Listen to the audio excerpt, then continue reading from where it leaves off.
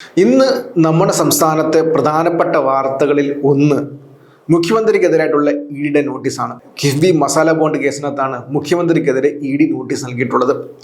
FEMA ലംഘനം നടത്തിയെന്നാണ് അവർ ആരോപിക്കുന്നത്. മുഖ്യമന്ത്രിക്കെതിരെ മാത്രമല്ല, കിഫ്ബിയുടെ ചെയർമാനായ കെ.എം. എബ്രഹാം, പിന്നെ മുൻ ധനകാര്യമന്ത്രി തോമസ് ഐസക് എന്നിവർക്കെതിരെ 3 പേർക്കെതിരെയാണ് ഇപ്പോൾ ഇഡി നോട്ടീസ് നൽകിയിട്ടുള്ളത്. അന്വേഷണത്തിൽ ഫെമ ചട്ടലംഘനം കണ്ടെത്തിയോടെയാണ് മുഖ്യമന്ത്രിക്ക് ഇഡി കാണിക്കൽ നോട്ടീസ് നൽകിയെന്നാണ് മാധ്യമങ്ങൾ റിപ്പോർട്ട് ചെയ്യുന്നത്. അതുമാത്രവുമല്ല, 3 വർഷത്തിലേറെ നടന്ന അന്വേഷണത്തിനൊടുവിലാണ് ഇഡി അഡ്ജുഡിക്കേറ്റിംഗ് അതോറിറ്റിക്ക് ഇപ്പോൾ റിപ്പോർട്ട് സമർപ്പിച്ചതെന്നും അനത് വ്യക്തമാക്കുന്നുണ്ട്. മസാല ബോണ്ട് വഴി സമാഹരിച്ച പണം അടിസ്ഥാന സൗകര്യ പദ്ധതികൾക്കാണ് വിനിയോഗിച്ചത്. അത് ചട്ടലംഘനമാണെന്നാണ് ഇഡിയുടെ കണ്ടെത്തൽ. ശനിയാഴ്ചയാണ് ഇഡി നോട്ടീസ് നൽകിയത്. നമ്മുടെ സംസ്ഥാനത്തെ പ്രധാനപ്പെട്ട വാർത്തകളിൽ ഒന്നാണ്. സംസ്ഥാനത്തുള്ള സകലമാന രാഷ്ട്രീയ നേതാക്കൾ ചാടി വീണിട്ടുണ്ട്. പലരും പല നിലപാടാണ് പറയുന്നത്. ഇടതുപക്ഷം വ്യക്തമായ നിലപാട് പറഞ്ഞു. ഇലക്ഷൻ അടുപ്പിച്ചുള്ള സ്ഥിരം നാടകമാണ്. കഴിഞ്ഞ ഇലക്ഷന് മുൻപേ ഇതുപോലെ നാടകം ഉണ്ടായിരുന്നു. അത് മുമ്പത്തെ ഇലക്ഷന് മുമ്പേ ഇതുപോലെ നാടകം ഉണ്ടായിരുന്നു. ഈ നാടകം അടുത്ത ഇലക്ഷൻ മുൻപേ ഉണ്ടാകുമെന്ന് ഇടതുപക്ഷം നിലപാട് പറഞ്ഞു കഴിഞ്ഞു. കോൺഗ്രസ് ആണെങ്കിൽ കുറച്ചുകൂടി കടുപ്പിച്ചാണ് പറഞ്ഞിട്ടുള്ളത്. ഇഡി പേടിപ്പിക്കാൻ വേണ്ടിയാണ്, BJPക്ക് അനുകൂലമായ നിലപാട് CPM പേടിപ്പിക്കാൻ വേണ്ടി, അതിനുവേണ്ടിയാണ് ഈ നോട്ടീസ് എന്നാണ് VD സതീശൻ പറഞ്ഞത്. കെ മുരളീധരനും ഏകദേശം അതേ നിലപാട് തന്നെ വ്യക്തമാക്കിയിട്ടുണ്ട്. അങ്ങനെയാണ് കാര്യങ്ങൾ മുന്നോട്ട് പോയിക്കൊണ്ടിരിക്കുന്നത്. സംസ്ഥാനത്തെ മുഖ്യധാര മാധ്യമങ്ങൾ വലിയ ചർച്ചയായിക്കൊണ്ടിരിക്കുകയാണ്. പക്ഷെ അതിനൊപ്പം തന്നെ സീരിയസ് ആയി ചർച്ച ആക്കേണ്ട മറ്റൊരു പ്രധാനപ്പെട്ട കാര്യം കൂടിയുണ്ട്. അതും ഇതുപോലത്തെ ഒരു ഇഡി നോട്ടീസാണ്. അതിനെക്കുറിച്ച് നമ്മുടെ നാട്ടിലെ മാധ്യമങ്ങൾ സീരിയസ് ആയിട്ട് വാർത്ത കൊടുക്കുന്നില്ല. അത് ചിലപ്പോൾ ഒരു കോളത്തിൽ മാത്രമായിട്ട് ഒതുങ്ങി പോയിരിക്കുകയാണ്. അതെന്ന് വെച്ച് കഴിഞ്ഞാൽ, കോൺഗ്രസിന്റെ ഏറ്റവും വലിയ നേതാക്കളായിട്ടുള്ള രാഹുൽ ഗാന്ധിക്കെതിരെയും സോണിയാഗാന്ധിക്കെതിരെയും ഗൂഢാലോചന കുറ്റം കൂടി ചാർത്തിയിരിക്കുകയാണ് ഇപ്പോൾ ഇഡി. നാഷണൽ ഹെറാൾഡ് കേസിലാണ് ഇപ്പോൾ പുതിയ വെളിപ്പെടുത്തൽ വന്നിട്ടുള്ളത്. അതും കഴിഞ്ഞ ദിവസം തന്നെയാണ് നോട്ടീസ് വന്നിട്ടുള്ളത്.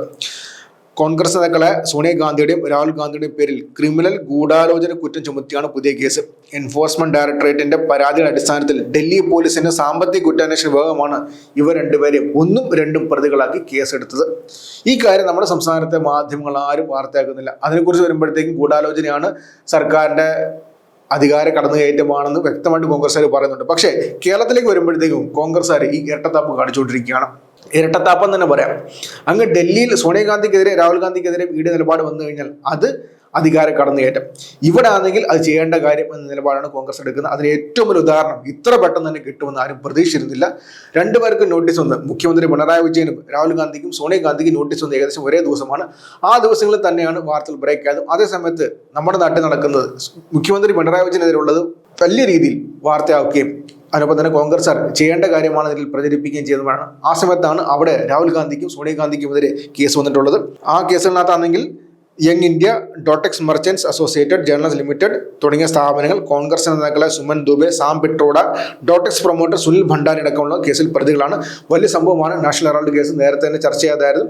നാഷണൽ ഹെറാൾഡിന്റെ സ്വത്തുക്കൾ ഗാന്ധി കുടുംബം, സോണിയാഗാന്ധിയുടെ രാഹുൽ ഗാന്ധിയുടെ കുടുംബം അടിച്ചെടുത്തു എന്നുള്ളതാണ് പ്രധാനമായി പറയുന്നത്. അതിന്റെ ഭാഗമായിട്ട് നാഷണൽ ഹെറാൾഡ് പത്രത്തിന്റെ മാതൃ കമ്പനിയെ അസോസിയേറ്റഡ് ജേർണൽസ് ലിമിറ്റഡിനെ വഞ്ചനാപരമായി കൈവശപ്പെടുത്താൻ ക്രിമിനൽ ഗൂഢാലോചന നടത്തിയെന്നാണ് ആരോപണം.